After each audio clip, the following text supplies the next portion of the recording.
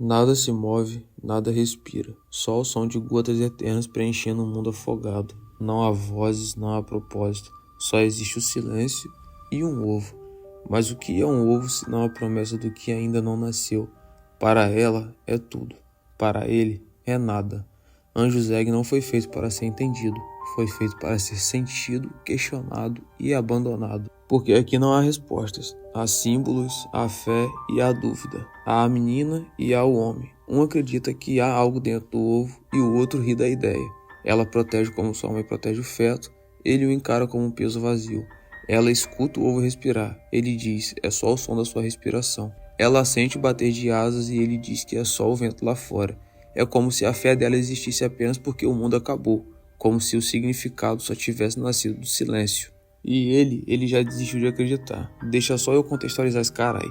Eu me refiro a ele e ela porque eles não têm um nome e isso contribui ainda mais para essa sensação de vazio. Então, a cidade está morta, o tempo parou e no meio desse cemitério de civilização uma criança carrega um ovo como se fosse Deus. Ela anda sem destino, abraçada a algo que não se move, como alguém que protege um segredo que o mundo já esqueceu. O ovo não é só um objeto.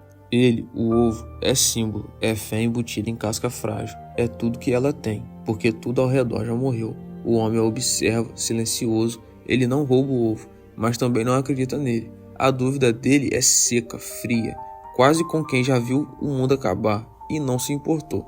Talvez o ovo seja a mentira que ela precise para não enlouquecer, ou talvez seja verdade e o homem é só mais um cego entre ruínas. Ela fala com o ovo como se ele respirasse. Ele não responde com descrença, não debocha, mas esvazia. É só o som da sua respiração, é só o vento. Como se tudo que restasse fosse só a lógica de um mundo morto.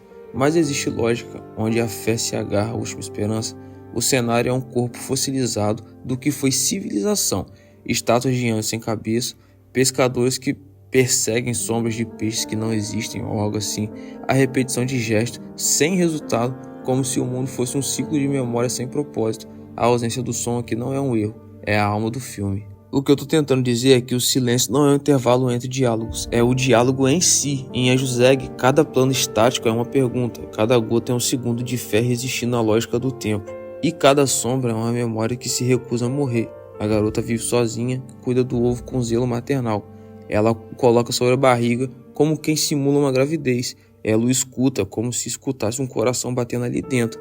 E ali talvez esteja o símbolo bíblico não falado, o mistério da gestação, a criação sem pai, a esperança encarnada num feto que talvez nem exista. O ovo se torna, então, o que a religião muitas vezes é, a tentativa de dar forma ao invisível, de gestar sentido onde há apenas ruínas. O homem não rejeita a companhia dela, mas rejeita a sua crença.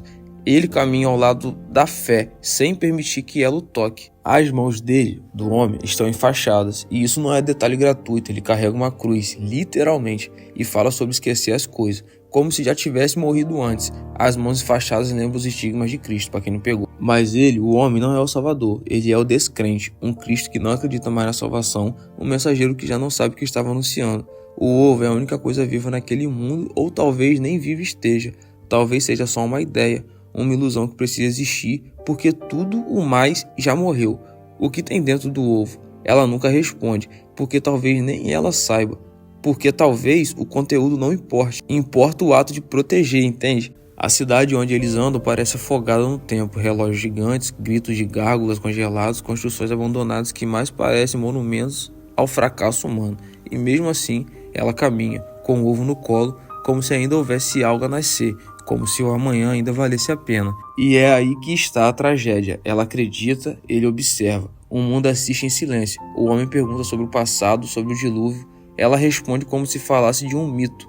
A arca, as águas que cobriram tudo, a salvação que nunca chegou, e mais uma vez o cristianismo ressoa sem precisar ser nomeado. O mundo morreu afogado em sua própria desesperança, e o que resta são os náufragos, uma criança de fé frágil e um homem que esqueceu como crer. A chuva não para, ela nunca para, e é como se o céu chorasse por tudo que já foi esquecido. A menina se abriga, segura o ovo, ouve e imagina. O que está dentro do ovo? Um pássaro? Uma alma? Uma promessa? Ela não sabe, mas sente. E talvez isso seja tudo que resta, sentir o que não se pode ver. O homem a observa dormir, a fé dela é frágil, mas o suficiente para resistir ao peso da realidade. E ele talvez inveje isso, porque crer exige coragem. Fingir que não acredita é mais fácil. Ele olha para ela como quem vê um espelho de algo que perdeu. E então, no ápice da dúvida, ele quebra o ovo.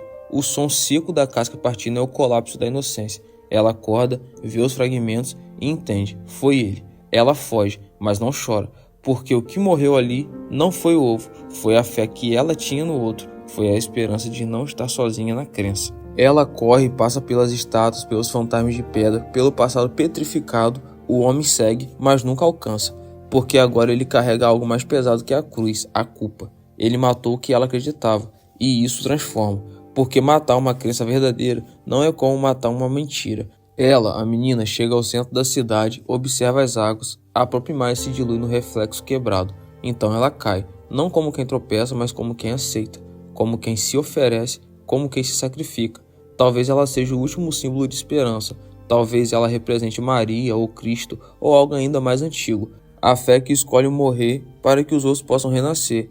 O homem a observa de longe, sozinho, molhado, perdido. A cruz ainda está com ele, as mãos ainda enfaixadas, mas agora ele caminha diferente, carrega mais do que antes, porque ver a fé morrer também é um tipo de revelação. Ele volta ao lugar onde tudo começou, mas agora algo mudou. A paisagem é a mesma, mas há um monumento gigante ao fundo, a silhueta de um ovo colossal, cravado como uma montanha, como se o sacrifício da garota tivesse deixado uma marca no mundo, ou como se ela nunca tivesse sido só uma garota. Talvez ela fosse a promessa. A semente é a esperança personificada, e ao quebrar o ovo, ele quebrou o mundo dela. Mas ainda assim, algo nasceu. No final, o homem está sozinho. Não há redenção, não há resposta, só a presença daquele ovo gigante, como um eco do que ela acreditava. E então o filme acaba, sem explicação, sem desfecho, sem verdade clara, porque Anjo Zeg não é para ser decifrado, é para ser espelhado. Cada um verá algo diferente naquele ovo, porque cada um carrega um dentro de si. Talvez você veja fé, ou medo, ou desespero, ou esperança. Talvez você veja só silêncio. Talvez veja a si mesmo, porque o que está dentro do ovo é o que você precisa que esteja. Essa é a verdade mais crua de todas.